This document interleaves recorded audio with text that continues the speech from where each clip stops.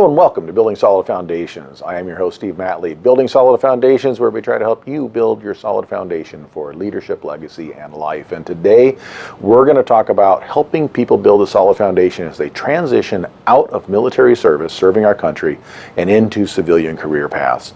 And it's not as easy as people think if you've not been in the military. I've got some great guests today that are going to help us sort through what veterans can do to more easily make that transition into the civilian world. So with me today, sitting directly over to my right, we have Daisy Tate. She is the Executive Director of Veterans Supplemental Support Network. She is an attorney at law and a Master of Social Work. Daisy, welcome. Thank you so much. Thank you for having me. Glad to have you here. Sitting next to Daisy, we have Michael McKracken. Now, Michael I've known for a while. He is a Master's of Education, I believe, is that right? Yes. Master of Leadership, is that right? Right. He is a former Chief Petty Officer, U.S. Navy retired, Most correct? definitely. Okay. Go Chiefs, right? All There right. you go. Go Okay. Navy. He is the founder and president of Veterans of Temecula Valley. Yes. Okay, and he is also a former council person for the city of Temecula. Yes. Is that right? Okay. Welcome, Michael. Good to have you here. Glad to be here. Looking for a nice conversation. All right. And last but not least, of course, is Kathy Bradshaw. She is a Master of Social Work, and she is also a certified personal financial counselor. She is Vice President of Support the Enlisted Project, STEP, S-T-E-P, and they service the 8 counties in Southern California. Welcome, Kathy. Thank you so much. So what we want to talk about today is the military. Now, are all of you veterans? No. Okay, so one's not, 2 of you are, okay? And what branch were you in? Marine Corps. You were in the Marine Corps, okay. And what did you do in the Marine Corps? JAG. Okay, JAG. so you were an attorney. Right. Okay. And was it anything like the TV show? You know what? No, but I could have used a little bit more drama. How's that? Okay. Probably a lot more mundane stuff is my guess, right? Exactly. I got the grunt of it. How's that? Okay. All right. And Michael, you were in the Navy as a Chief Petty Officer. I'm assuming you saw the world on the ships. Is that right? Mostly on the ship and sometimes on limited port as well. So. Okay, great. Now, obviously, if you came out of the military, what obstacles did you find coming out of the military and trying to transition into the world of the civilians? Oh my goodness. I speak for myself, not just as transitioning out the military, but transitioning in life, period. And we may have said it earlier in light conversation, which is being consistent, finding the consistency to uphold what we are used to in life. Because sometimes that becomes a issue for everyone, not just one in the military, but just, whatever I'm used to in life, I want to stay consistent to that and build ourselves to be higher, not stay in neutral, but maintain that consistency as we transition, yeah. Okay, and obviously you came from a world, a highly structured world. Right. And you're dumped into a world where the only structure is what you make, pretty much. Mm-hmm. Okay. That can be difficult. That can be challenging. I'm pausing only because I went to U.S. Embassy, so I kind of stayed within a structured environment. However, working with our veterans through VSSN, through our nonprofit, and we share and can share different transitions, not just in employment, but also transitioning in life and family. And the biggest scare is coming back home and what we're going to do at home. It's not going away to fight. Okay. Michael, you transitioned as well. How did that go for you? What did that process look like? For me, the biggest challenge was when I was in the military, I did a lot of things well because you have to. You don't just pick one job you do. So my challenge was trying to find something that I like to do, something I could do, and take all those skills and give it to a civilian employer and says, you'll be good at this thing. So, education, I was good at management leadership, I was good at coordinating things, I was good at scheduling. So for me, the challenge was trying to find that one job that took all those skills and find an employer that would accept them. Okay, and there's just a lot of options out there. Yes. It's almost, it's not like I can't get a job because there's no options. It's almost I can't get a job because there's so many options, I don't know where to go. Exactly. Right. Okay. I think one of the things that I hear the most from the folks that we work with is that in the military, they say, you are working for him. move over there and get to work. Exactly. You're working for her, get over there and go to work. But in the civilian world, I have to go out and find a position, and then I have to sell myself to the HR department, the potential supervisor, sometimes my coworkers. And when in the military, you're not used to having to do that. You're told where to go and who to work for and what your job duties are going to be. And even where you're going to live, where that job's going to be, because there's a decision making once you get out. Where am I going to move? Where I could go anywhere in the country, Right. to do any job in the country, or go to school anywhere in the country, and I that's a lot to kind of handle when it's already been decided for you for the most part. What other obstacles do you see on your end, Kathy? I know you work closely with these veterans. What other obstacles do you see as they try to transition? I think it's somewhat leaning on what you said of the consistency. So I've been living in military housing, and I now am discharged. So I can't live in military housing anymore. I have to find a place to live. Do I try to stay in San Diego, or do I move back home to Chicago? And back home to Chicago might not feel very homey anymore because I've been away from it for so long. It may not feel very much like home. Everything's changed when you get back. Exactly. Yeah. So San Diego may feel more like home, but I can't live in military housing. So now I have to try to find someplace fast in this, economy, which is very challenging. And I don't have my job yet, so it's hard to get the place. Right, and I couldn't really look for it while I was working full-time for the military. And I mean, I could get my resume together a little bit, and but I don't really know what to expect when I get out there. Month and deposit. I got to come up with that Right now. before I can move right today, before I can even start. Right. That's right. And sometimes you got to even pay application fees for places to even consider you. Exactly. Right. And you have your family as well. I mean, you got your kids, and it's going from one school to another, and you have your wife or your husband, and the stress is there. So sometimes it seems obvious for a person already transition out, but the one that's coming out, they're going through this for the first time, so they're not quite sure how it's going to end. So they get into the protection mode. So what do? I need to take care of this before I take care of this. So too often the obvious things are not that obvious because your mind is somewhere else. Right. Absolutely. It's almost as if you have two options here. Civilians are very, very comfortable living in a reality show, right? And then military service members are very comfortable living in a scripted show. Okay, so now you have to go from scripted TV to reality TV, and that is definitely a big change. Big change. Right. Okay. Now, one thing I see this time of year, every year in San Diego, as the 4th of July comes on and as Comic-Con comes to town, they put together the Veterans Village, okay, out over by San Diego High School. And it's a great thing they do that. I find it appalling that there's that many veterans that need to have that service, which means they're living on the streets. Yes. That means they did not transition successfully. Yes. Something went horribly wrong between coming out of the military and trying to transition into the working world, and sometimes they get stuck in there. Do you see some of that coming through your programs, or are you able to reach to those people, or is that kind of a little afterwards? If they didn't go to your program, they may end up there? No, well, I guess the best way to say this is that you throw a net out, right? And you're here to catch fish. And some of those fish we can catch. Some of those fish don't even know we're there. So we're talking about a visible or visibility. So the answer to that, in long story short, is that we as nonprofits, we throw our nets into an ocean, and we try to catch as many fish. We try to prevent those fish, but at the end of the day, it is going to be the fish that makes a decision, or if the fish even sees us. Okay. Right? Okay. All right. Okay.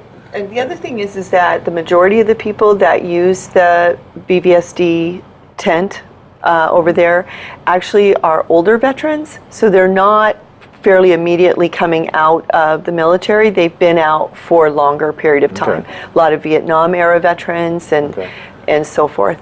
So that means it's been a long process of a transition that never went right. Precisely. And that may mean there's issues that have never been rectified, PTSD or other psychological issues that may have happened. With unemployment, knowing that our highest rate of unemployment for veterans is for veterans at the age of 48 and older. Interesting. So.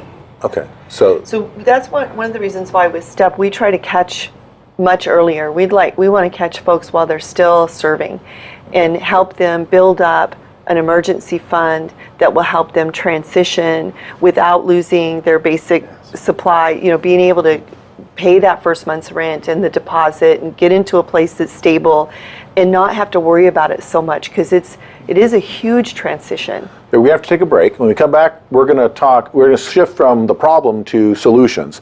This is Building Solid Foundations. I'm your host, Steve Matley. We are talking about transitioning veterans, and we're going to be right back after this.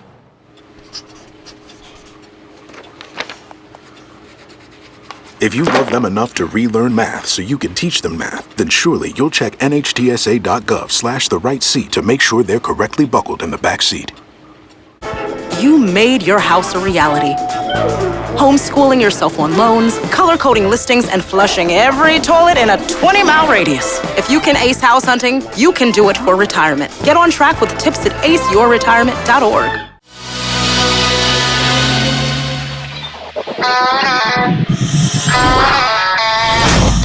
Welcome back to Building Solid Foundations. I'm your host, Steve Matley, and today we are talking about military veterans transitioning into the world of civilian careers. My guest today on the show is Daisy Tate. She is with the VSSN Veteran Supplemental Support Network.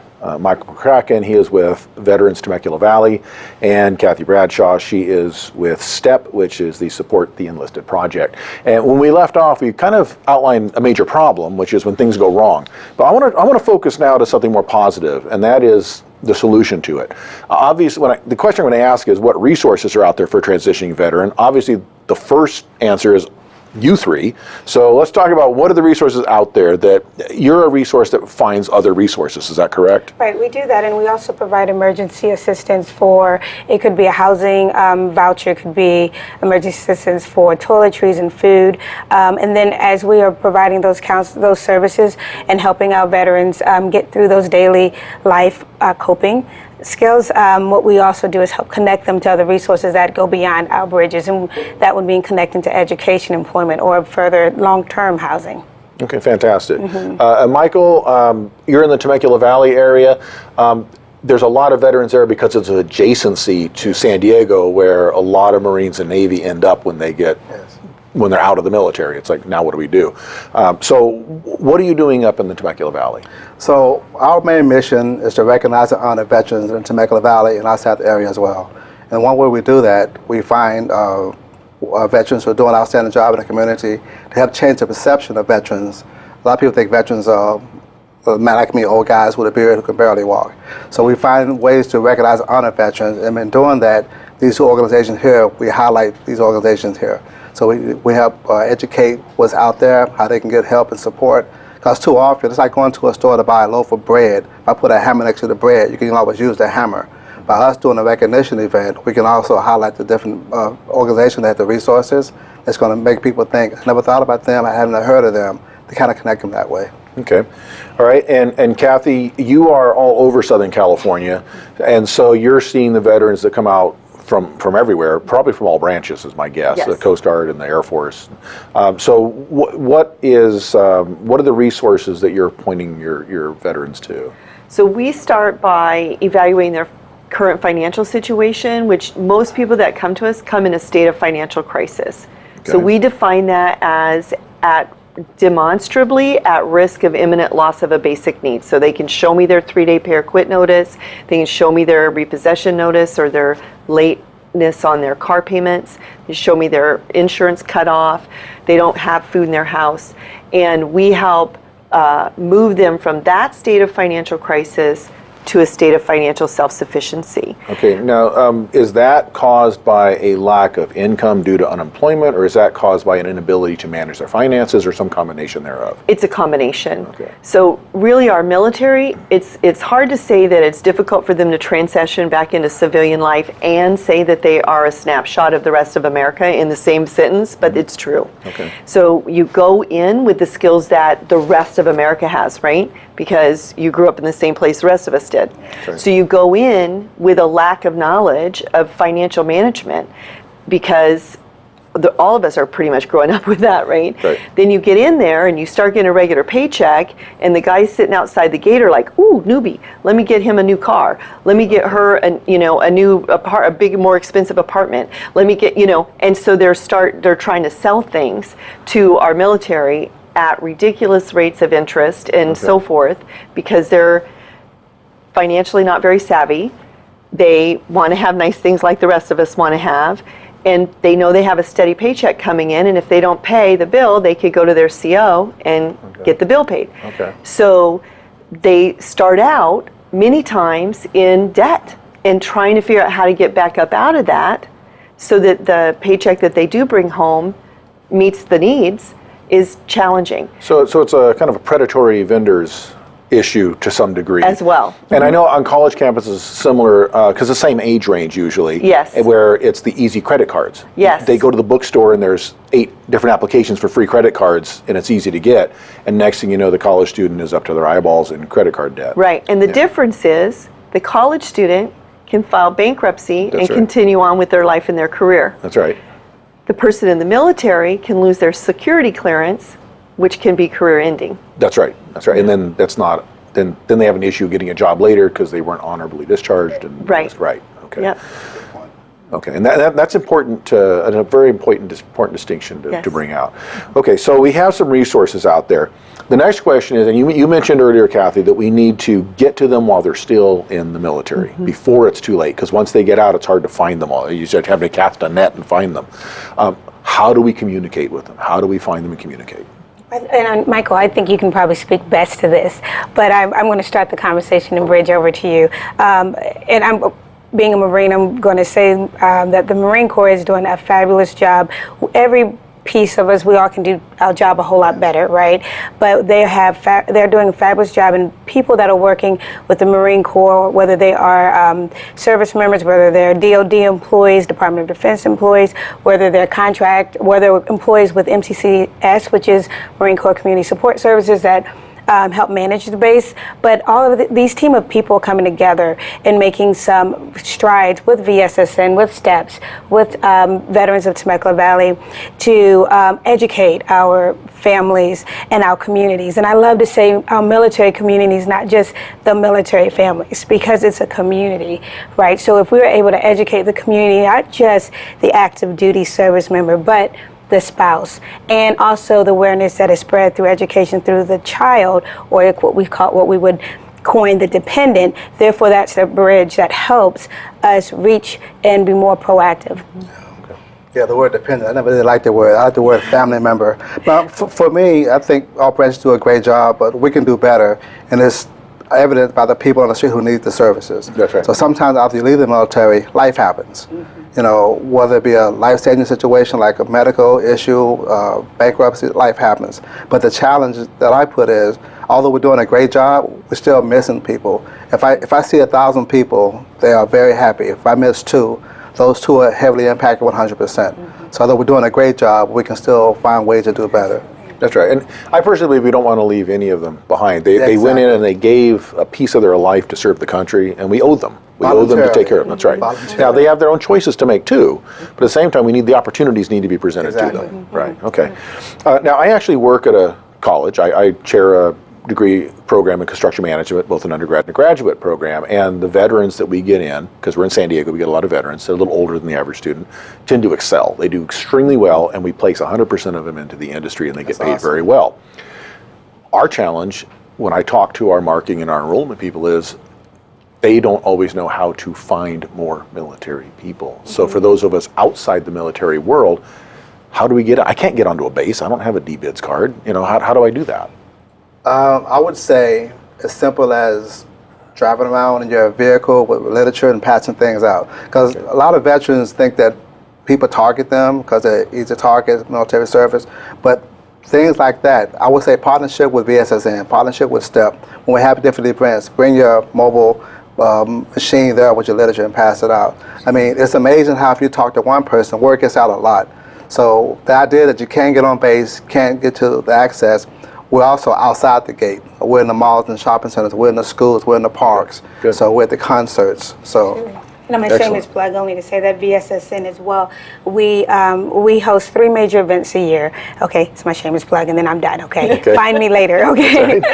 No, so we have 3 major events. Salute to Heroes is probably our largest event. Over 10,000 people at Temecula Promenade Mall. We always appreciate them for their sponsorship every year. There's free food from people like Red Robin's, CPK, which is California Pizza Kitchen, Panda Express. Long story short, great thing there. And we also have a large winter event as well. We do a holiday event for the Temecula Valley area. And anyone can come, but usually because of the distance, long story short, that's 6,000 people. And our suicide awareness walk, that's 500. So VSSN is not the only movers and shakers in town. So absolutely partner with your local VSOs or veteran service organizations, your VFWs, your American Legions. They're doing great things and great events. Okay, we're gonna have to take a break. I'm gonna come back to you, Kathy, to start up when we come back. This is Building Solid Foundations, and we're talking about how to help veterans transition from the military service into civilian careers. We'll be right back after this. Don't go anywhere. We still have more to cover.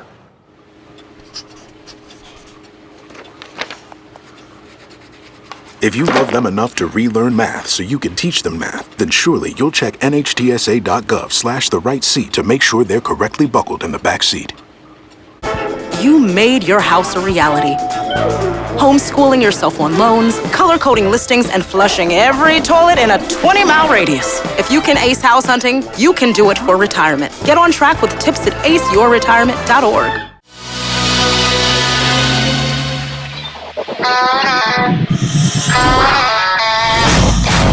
Welcome back to Building Solid Foundations. I'm your host, Steve Matley, and today we've been talking about helping military veterans transition into the civilian world. And we left off, Kathy, you were about to weigh in on your thoughts on how to communicate with veterans. So go ahead and finish what you were saying.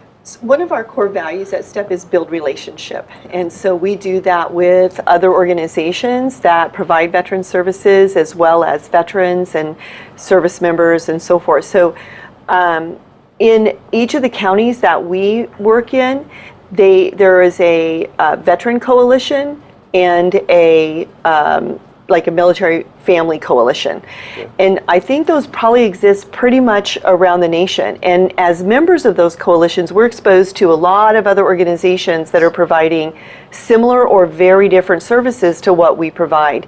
I think it helps reduce duplication of services and fill gaps, right? So if we're all meeting together and this thing isn't happening for veterans, then we can figure out a way to make this thing happen for veterans. So I really encourage universities and other organizations to be a part of those coalitions. Right, and again, this show is national. Obviously, we're in Southern California, specifically San Diego area, because there's so many veterans here. But wherever you are across the country, go Google it, find out the organizations near you, and find out who's taking care of veterans there, and get involved and get your information there. So as we move on, what kind of companies are looking for veterans to work right now? Can we talk industry? Sure, industries, okay. Yes. Alrighty, I think that may be easier, maybe. I think contracting, or should I say the construction industry, that's probably prime, what I see. No pun intended for the prime contractor. But and those are very good paying jobs. Good paying jobs, and they're in very high demand right now. Mm-hmm. Yes. Exactly. Okay. Exactly. IT, information system. The government alone is still very supportive, of course, and always supportive about veterans. So the U.S. Jobs.gov, am I saying that right? US, yeah, I think that's right. Yeah. Right, I haven't job searched in a while, but our government is very passionate. The VA hires majority veterans as well, with a veteran preference. So government work is fine. And most industries, I think, are open. Hospitality, if you're interested in hospitality.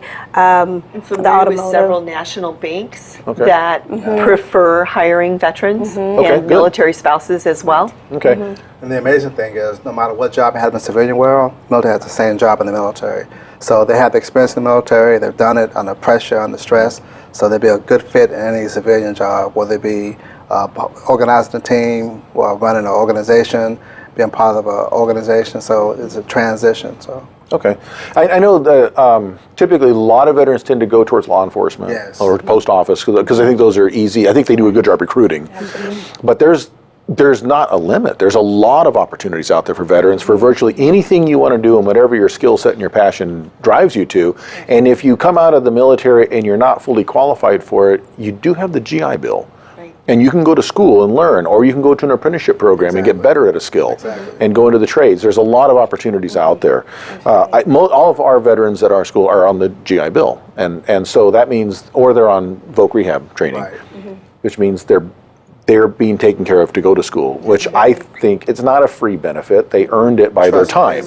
They earned it, every dollar of it. And again, it's what a grateful nation owes their veterans. You know, so I want to wrap this up because we're almost done here. And we go on the table, and I want to give you your best advice for a veteran who's seeking to transition or get a civilian career. What's your very best advice? Very best advice is do not hide behind the struggle. And if I have a little bit moment to just elaborate on do not hide behind the struggle, what that means is we were raised in a generation, I don't care what generation we were, whether it's a selfie generation or it's a generation where we were raised to keep it in the family. We do not want to hide behind when we struggle because that's someone's testimony. That's someone's blessing. So embrace your struggle, hang on to your scraps, remember where you came from because tomorrow has brighter days. Fantastic. My advice would be, after service, you have a great skill set. So whatever you like to do, pursue that. Don't just fall back on something that you're comfortable with because it's what you're used to. You can work with civilian companies, work with them part-time, volunteer with them. Make yourself known to that company. Instead of just going from the military straight to the civilian sector, host things with them. That way they understand your skill set, and it's a good way to transition to their company. So by being connected with them. Okay, Kathy?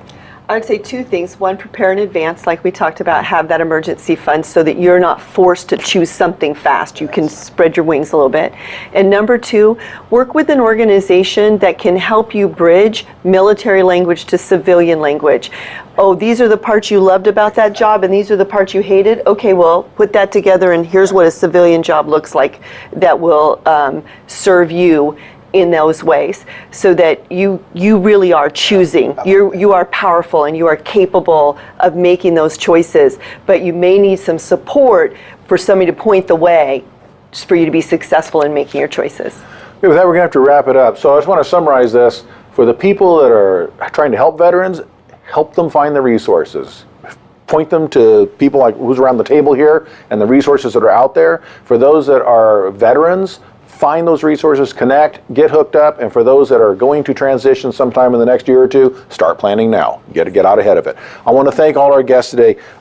Daisy Tate with VSSN Veterans Supplemental Support Network, Michael McKracken with Veterans Temecula Valley, and Kathy Bradshaw with Support the Enlisted Project STEP. I want to thank each and every one of you for being on the show today. Fantastic conversation. For those of you at home, reach out and help a veteran that's in your neighborhood. You owe it to them. This is Building Solid Foundations, hoping to help you build your solid foundation for helping your neighbors. We'll see you next week.